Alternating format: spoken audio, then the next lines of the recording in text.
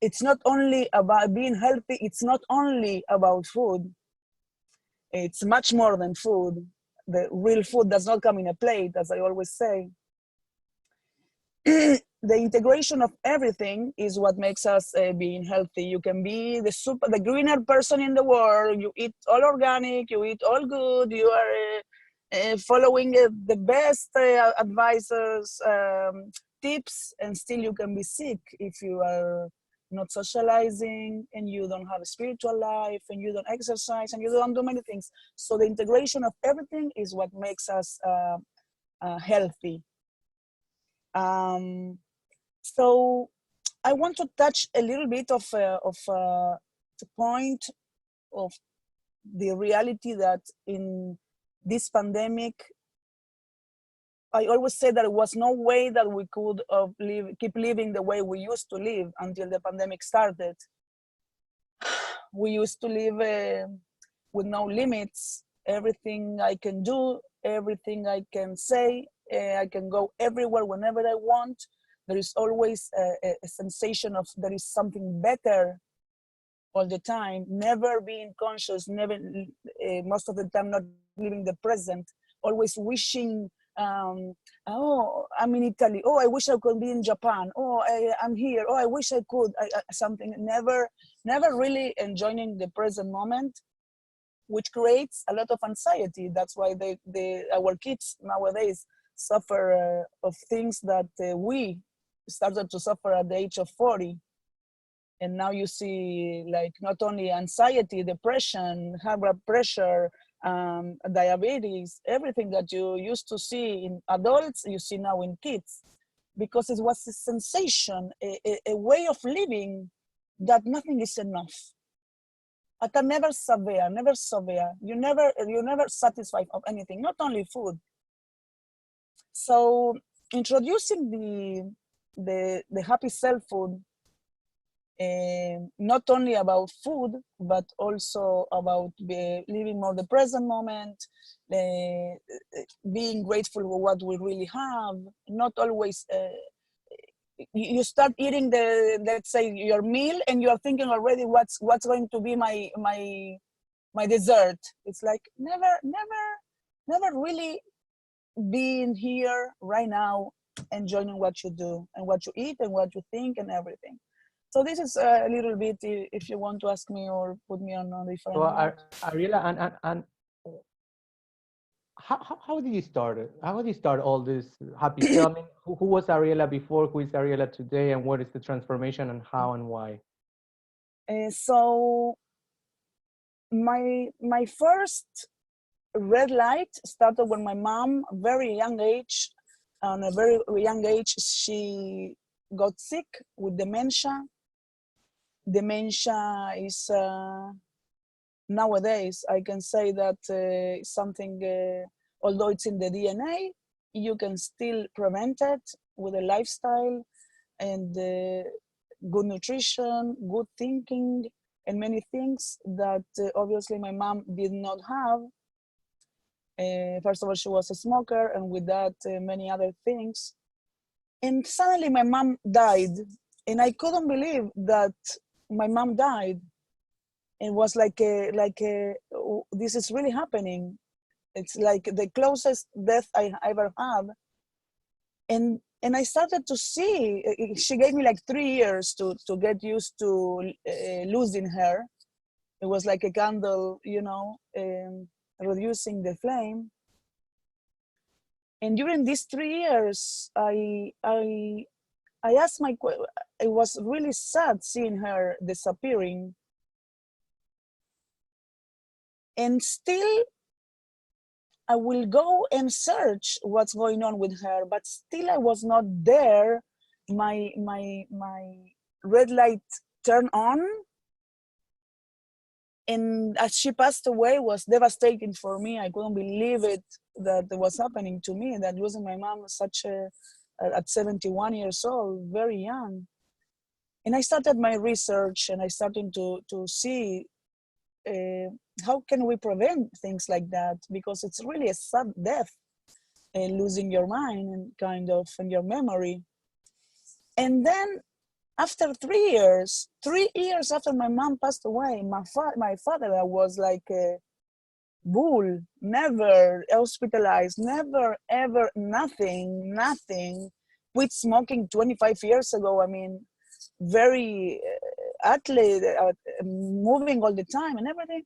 Suddenly, from nothing, he got killer pancreatic cancer that took him out of his body in 6 months. Let me go back for a second and tell you that when my mother died, I started to meditate. I met my great teacher, Michael Miller. He's from London, and I took a Vedic meditation with him, and I started to practice Vedic meditation twice a day, 20 minutes a day, 20 minutes each. And the way I grieved my father 3 years after my mother was not the same grief as I grieved my mother. I was much more calm, and I understood things differently. And my comeback to normal was painful, but still quicker and healthier, in a healthier way. I grieve. That was in a parenthesis. So my father, when my father was diagnosed with pancreatic cancer, we decided not to go to we decided to go holistic. We knew that was 6 months to live, and we knew it. And he went holistic, he became vegan, he had 6 beautiful months of health in a way. He passed away very peacefully, no pain at all, like a king on Tisha B'Av, in the middle of Tisha B'Av.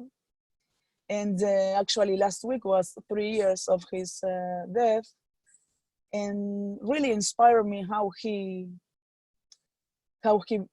decided at the age of 82 to go holistic and just do it. During this time, I became a certified health coach. I became a meditation teacher. I am an essential oil practitioner as well, certified. I do a lot of workshops on how we can live a healthier life, how we can eat cleaner, the effects of food in our lives, the effects of food in our children's behavior. Why did I choose sisu? Everybody asks me, what is sisu? So sisu is a Finnish term. It's from Finland. That really what tells you is to have the determination, never to give up, to keep going no matter what. It's a kind of attitude, and I believe that this is exactly what life brought me up to now, to keep going, even though all the problems that it's not problems, it's inconveniences that we have during the journey, right? Problems, things that cannot be solved. In general, we have inconveniences that if you concentrate and you do your homework, you usually can solve it. You know, Ariela, you just mentioned something, and I always loved from the first day you mentioned about Sisu. First of all, I thought, you know, Sisu besimchu, besimchat Torah. You know, of course, he had this connection, and you are Israeli as well, and you're like 3 citizens, and you know, Argentina, Israeli, American. You live in so different places, and you go for your own retreats, and it's so great. But when I heard Sisu, just made me happy, you know, and. But where I learned so much, because one of the things that I was not, at least um, in my own life, you know, that was not successful is something that you propose here, which we have been talking actually a lot in the last 2 weeks, and you know, during these conversations with the clergy, which is the love for yourself and to forgive yourself. And as we go and enter into Elul, you know, very soon, right, the whole idea of loving yourself and forgiving yourself and be gentle. This is what it is, and I learned so much from you, because I have been doing diets for a long time, right? Thanks God, I have been also doing sports for a long time, so at least that's what keeps me back and forth, you know, the energy, and not to give up. And you always say 1 day at a time. If this day didn't work, you have tomorrow, right? I mean, and I love that attitude, like you say, you know, from your perspective and your teachings, And I take it because now we're in the pandemic, and all the time I lose, after the fast of Tisha B'Av, of course I lost like a kilo or so, and then I get very excited, like you say, because you say don't use the scale all the time because it's your enemy, and many other good things that you always suggest. But I love this perseverance, bravery, strength, determination, right? And this is for the attitude per se. And let me ask you something, Ariela. I heard, and you show me also, and I have something to show to the audience, that you're doing something also for teenagers now, and you have doing Yeah. new projects. You reinvented yourself. You're trying to do. Tell us a little bit more of that. Yes. Although I love sharing my knowledge and my experience with moms and adults and everything. I have no doubt that my niche are kids. I love kids. I love all these our future people. Um, and what I like is that these kids are very smart. What you are showing now that we shouldn't show is um, yeah. What we are showing now that we shouldn't show because there are pictures of people that I shouldn't show. It's you are what you eat camp that we did at the Michael and Russell JCC was very successful, and I was so happy to see these smart kids with so many questions, unbelievable questions, and this passion to know about what they are putting in their mouth and how it affects their behavior and how it influences the way you sleep, the way you talk, your skin, your acne. All these kids that are suffering from acne due to this horrible nutrition and the way they sleep and the cellular, how affects your sleeping and how the sleeping affects your hormones and how the hormones affect it. And they were so into it in so interesting questions and smart questions. I said, this is what I want to do. The following months, I'm going to focus on teens and children. And we did beautiful recipes. We learn about superfoods. We learn about clean eating. We learn about spices. We learn about different fruits, exotic fruits that they really couldn't believe that they exist, and the effect and the benefits they have. And really the kids inspire me to plan this, to program this program in details. So this is what I'm going to be doing the following months. I also do private coaching. I do kitchen interventions when I go to your house, and I think I did to you guys, right? I went to you and cleaned out the pantry, and we cleaned the refrigerator, and we went shopping. And you don't have to starve. It's all about knowledge. It's all about what really, when you have the knowledge, the decisions are going to come to you automatically, and you're gonna feel much better. Uh, uh, and still, tell us a little more about Happy Cells. And I have a very deep Yes. question for you. When I started this journey many years ago, I always remember that what clicked me in me, making the better decisions when I put something in my mouth, is the question, and it really works. The question is, when I'm going to put something in my mouth, in general, because I told you it's not a straight line, I ask myself, are my cells are going to be happy or they are going to be sad? And this is really like a draw that I do in my head. It helps me a lot to make better decisions. If I love, kids always ask me, you want to tell me you never had an Oreo? And I say, of course, I used to live in Oreos. I mean, if you ask me what I want to live, I will live in a Nutella jar, inside a Nutella jar. But you know what? When you change your identity, what does it mean to change your identity? When you understand that this is not good for you, for your cells. Cells are the ones that keep us happy and healthy, or not happy and not healthy. So taking that every time I eat something, most of the time I ask myself, my cells are going to be happy or going to be sad? And going back to this is what I want you to take from today's conversation, let's say. And you know what is it? What I just said about changing your identity. When you get to the point that somebody gives you something that you know it's not good for you, and you say, no, I can't. When you say, no, I can't, that means that eventually you will be able. I mean, I can't, I'm on a diet. I can't, I'm trying to lose weight. I have a wedding coming up. But when your answer is no, I don't do that. I don't eat that. Right?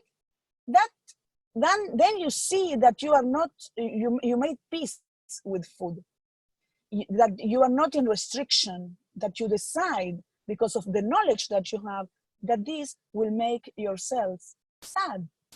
So the difference between no, I can't, and no, I don't do that, that is what, when you know that you were empowered.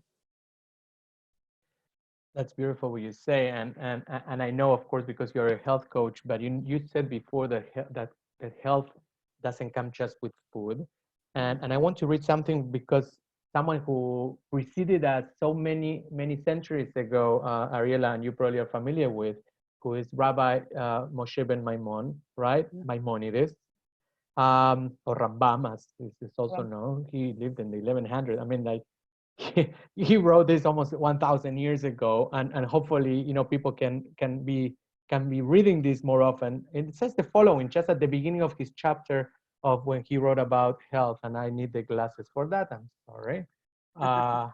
So it says the following. I want to read this to all of you and to you, Ariela. Probably you read it before.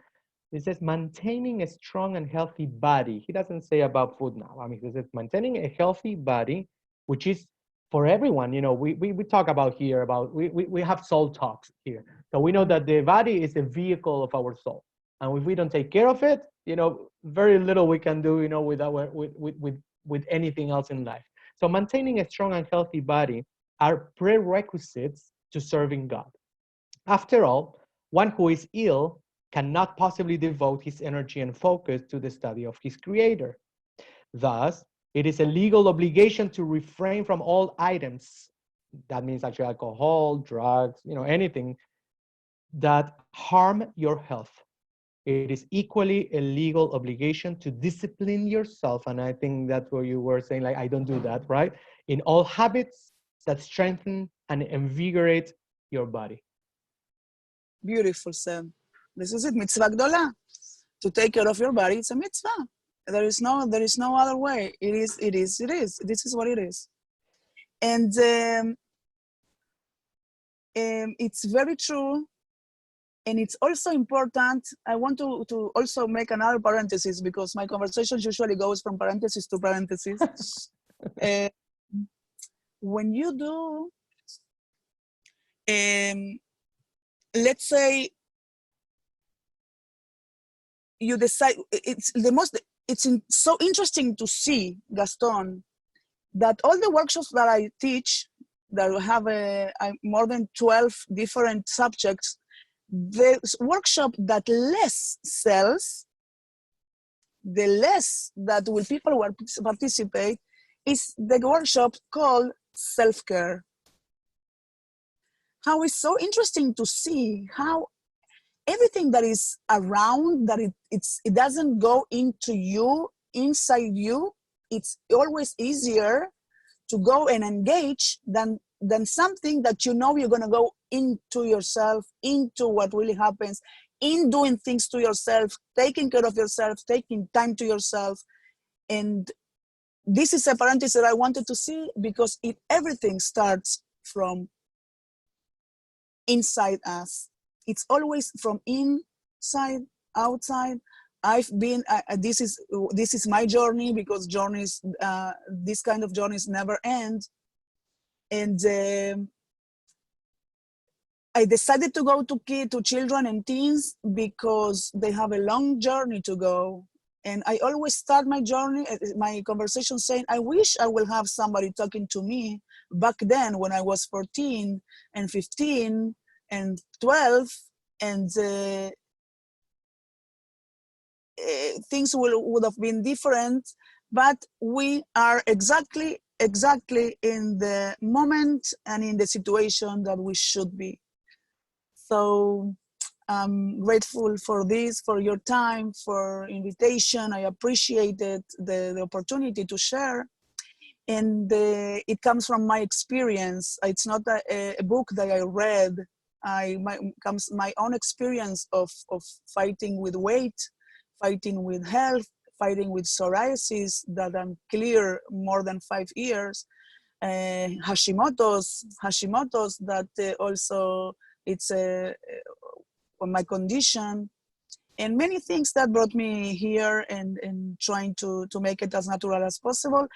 And it's important to know that whatever is good for me, it doesn't have to be good for you. Individuality, it's very important in health and self-care and many other things. So learning to know yourself first will help you spread happiness around. And we, and I thank you for that message, and to remind us all, last week we mentioned about this idea of, there was the mitzvah of Ve'afta et Adonai Elohecha, right? To love God with everything you are. But we realized and we learned that the only way to really get to love God is if you love yourself. Absolutely. So once you start loving yourself, then you connect to your neshama, which is your godly part, and you call this section in your soul, in your body, and then you end up really loving God, because God doesn't want anyone in this world, right? I mean, that's Absolutely. what we believe. And I was going to ask you, do you think that in general, any harm or this idea of the unsatisfaction that we have, that we all have? I mean, each of us has probably different addictions. Sometimes some people might be food, for others might be drugs, for others might be alcohol, for others might be exercising too much. Also, for others might be sex. I mean, it could be different things. What do you think? Do you think, or what's your belief? According to your journey and your beliefs, that this unsatisfaction comes from? Why is it that we're never satisfied, and why is it that we barely even bless what we have, what we consume, what we acquire? It's so simple, the answer, and together with that, so complicated. If you stop 1 second, you will see that we are always thinking of the past or of the future. Oh, did you remember what happened? Oh, do you know what's going to happen? Oh, never. We are right now at this moment, really engaged with what's going on in the present exactly moment that you are right now. So always being depression, depression is the fourth diabetic. Depression, everybody's thinking what happened. Oh, look what he did. Always being in the past. Anxiety, always being in the future. Oh, what's going to happen? Oh, what's going to happen? So starting, well, for me, meditation makes it for me every day. Being present moment, control your mind, control your breath, control what you think. Being present moment is the answer, in my case, of happiness, no anxiety, and enjoying the present moment.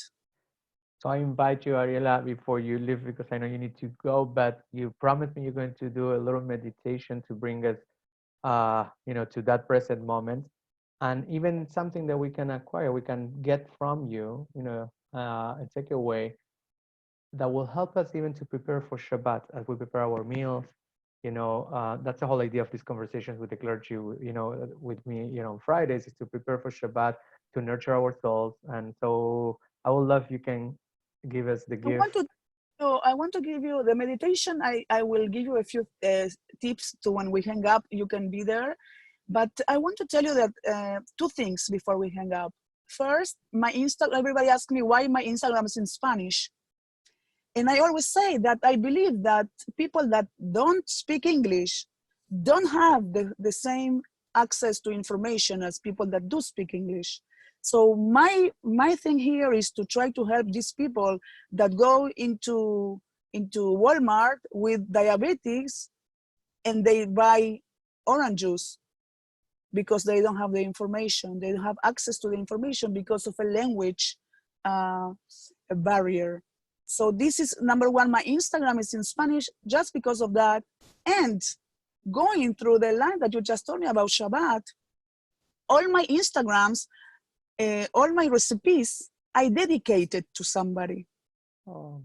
So yeah, every I start my program saying, and this recipe is going to tatan tatan.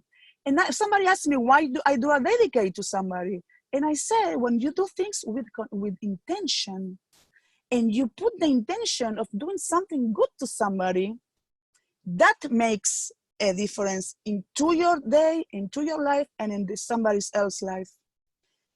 My new challenge that is going today before Shabbat in my Instagram, and this I am happy because I wouldn't say it because, you know, I'm very bad in public relations.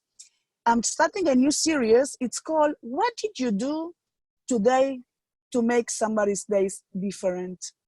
And this is going to be the challenge. Also, when we cook for Shabbat, Fridays are my days. I cook a lot in general, but Fridays more. Put the intention in that food. Put the intention, who are you making it for? Even if the person is not in your Shabbat dinner, doesn't matter.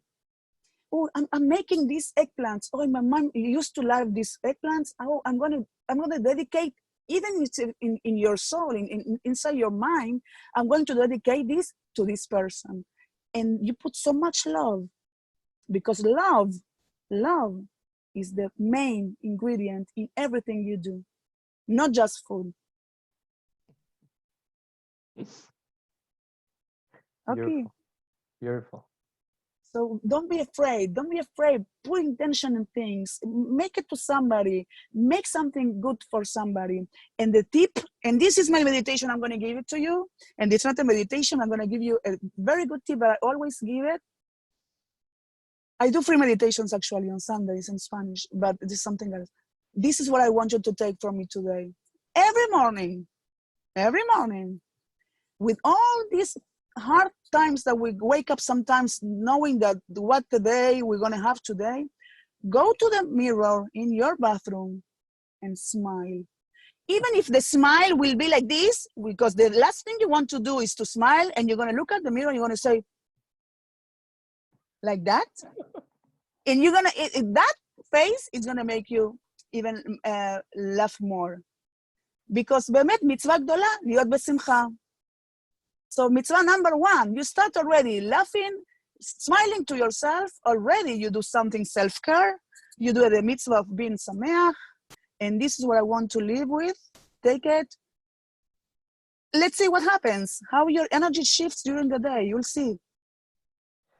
And you know what I learned also something, Ariela, before you go? It just reminded me of something, because there is this sense that we start a day, and it's great to start that way, you know, with the mirror and, you know, look at the mirror and smile and but some people think that the day started one way and they need to finish that way. They have to end that way. They're almost like there's no way back, right? And I learned, you know, once in a lecture that in the middle of the day, if you realize that the day is not going the way you want, or it's going like really, like nothing happens, nothing goes right, everything goes against the current, and just stop at that moment, take a walk, change your mind, reset, and say, I'm not going to, and fight to yourself. It says, I'm not going to end the day. Go to the mirror again, smile to yourself, and then reset in the middle of the day. And then I don't have to end the day the way I started. There's Absolutely. No way. So it's so cool. What you said, this is for another Zoom conversation, because this is all the time the need to control everything. And the fact that we really, if we think that we trust, we don't trust. The day we're going to start trusting more, trusting God has the best plan, trust the universe can surprise you. Let things flow. We don't have to control everything. We don't have to control everything. The only thing we can control is the breath. And with the breath, everything shifts. And I remind everyone who's watching that the breath is neshima in Hebrew, which is connecting to the neshama, which is the highest part of the soul that connects with God. So that's beautiful way to to give you farewell to you, because I know you need to go and cook and everything. I will stay forever. Thank you for the invitation. It's a kavod gadol. Toda rabah. Thank Shabbat you, shalom. Ariela, and it's so nice to see you. And it was great. You know, I contacted you this morning. You say yes because you know, it was just spontaneous. Like you say, trust the. I was swimming in the morning. I woke up very early in the morning and I went to swim. And in the swimming, I get a lot of you know, messages.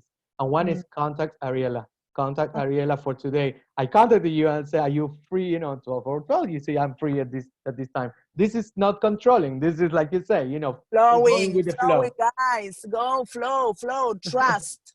It's so simple. Everything's so simple. We just complicate it because the need of control. And I want to say my Shabbat Shalom to all your staff, to your wife, to Sandra, I know she's watching, and everybody in Betora, and Amy, Florencia, and love you guys, and keep it up.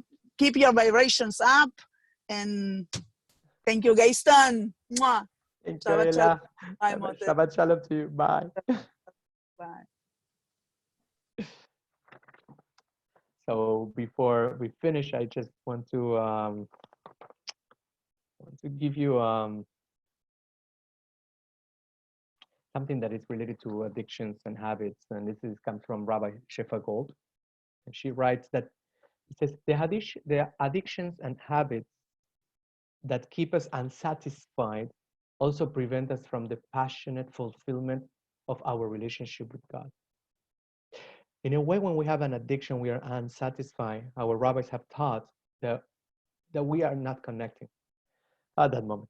We might be connecting in other ways with God, but there is some emptiness and some lack of self-love and self-care, and even the absence of God in our life, and including myself. I mean, the reason I always say this, the reason I am here on the camera is because I'm working on this day and night, and I fail, and I wake up, and I stand up, and then I fail, because that's life. That's the journey. That's what Ariela was saying. So important, you know, don't think that I am more than you because I am having the camera. No, I just have some text and I have some experience from my journeys, and I want to share this with you because it's happening to me all the time. And believe me that keeping a healthy diet is one of my big challenges, has been for a long time, continues being. So I think it's a huge change. So that makes me question myself. It's like, so if I am a person who really believes in God, that I'm exercise the whole idea of repairing myself and repairing, you know, my personality and my ways, you know. So what is it that in food per se, I can go, you know, extra pounds more and extra pounds less all the time? What is it inside me? Because, for example, I started to be vegetarian when I was 18 and a half years old until today. So it's a long time, more than 20 years. And I can tell someone I don't eat meat. I don't say I am trying not to eat meat. I say I don't eat meat. I don't eat chicken, right? Also, I'm kosher, right? I keep kosher stuff. I mean, the kosher dietary. That means actually I can say I don't eat shrimp. I don't eat this. I don't eat pork.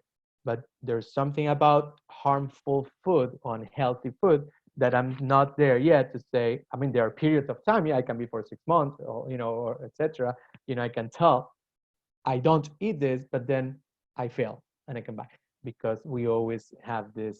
And for any reason, we have to go to the root of our souls, the root of the problem.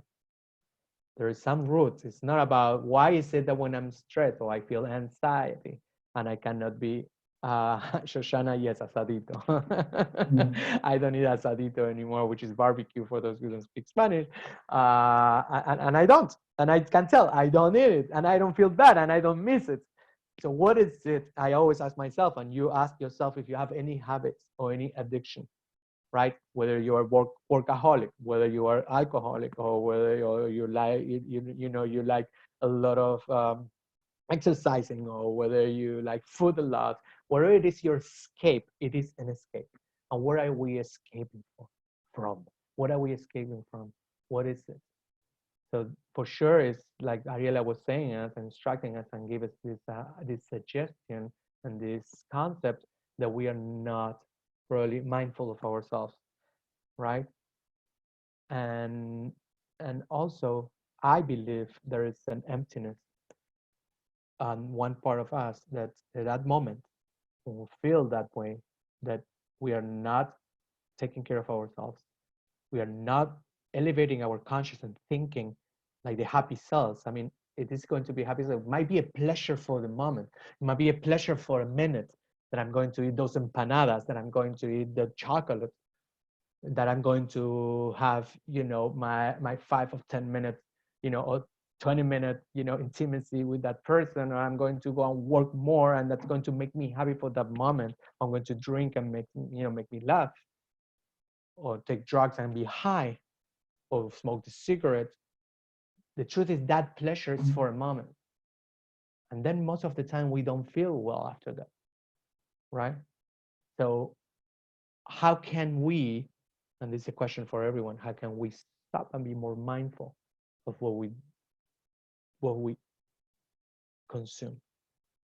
How can we be more mindful and have more of our soul and more of our consciousness, stopping us from that moment of pleasure, of and satisfaction, of that moment of needing, reading. So Rabbi Shefagol continues with that. We finish today. True satisfaction grows into gratefulness, and thus makes our eating holy. So that's a big concept, to make your life holy. Anything that you do in your life, make it holy. A conversation, eating had gone from being, an amazing holy moment where everyone sits at the table to be this kind of like, when you go with your car, right? That you just buy food, you eat in your car. Sometimes you eat standing. Sometimes, I mean, it's something that we are making holy anymore. We eat as fast as we can. We eat in front of the computer. There's no break. It's almost like eating is just a pastime, and we just need to do it because we need to put energy in our body. But we don't make it a holy experience anymore. So when we experience true satisfaction, we are filled with energy rather than complacency. True satisfaction prevents overconsumption. True satisfaction prevents overconsumption because it slows down the process and lets us savor each bite. So it's slower. Maimonides also says that don't bite, just, it would chunk, chew, chew, chew, because sometimes we swallow, right? Thank you, Shoshana, about table is Mizbeach. True, it's the Mishkan. We have, it's the altar. Our tables is like an altar. Our tables where we eat. So food is nurturing also our souls.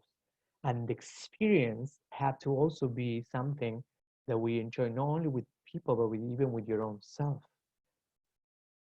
So take that food, try even on Shabbat when you have a chance, today as we prepare, munch, right? Don't swallow. And bring your 5 senses to all that experience of chewing that food. Even from getting in your,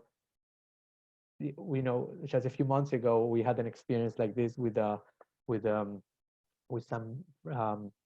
friends who are Sikh from India, and they asked us to take a piece of rice and take it with a hand. And it was so interesting because usually we don't eat with our hands, right? There are cultures who do, but it was the whole idea of sensing also the temperature and the texture of that food. So to relate to what you eat, right? So, well, they always say, right, eat to live and not live for, to eat. So take that piece of food, relate to that until it becomes part of you, of yourself, and the temperature equalize, from the temperature of the food to your hand. And then when you put it in your mouth, don't even start chewing yet. Just leave it in your, your tongue, and then until also the temperature, and then you can sense that equalizes with your temperature of your body. And at the end, then you start chewing, chewing, and sense it. And then you can even sense the different flavors and savors of that food. It's just so. And I know, believe me, that after you eat 2 or 3 pieces of that, you are not even hungry anymore. And so that's like an experience. So finishing up with Rabbi Shefa Gold, it says, experiencing satisfaction, we are cured of addiction.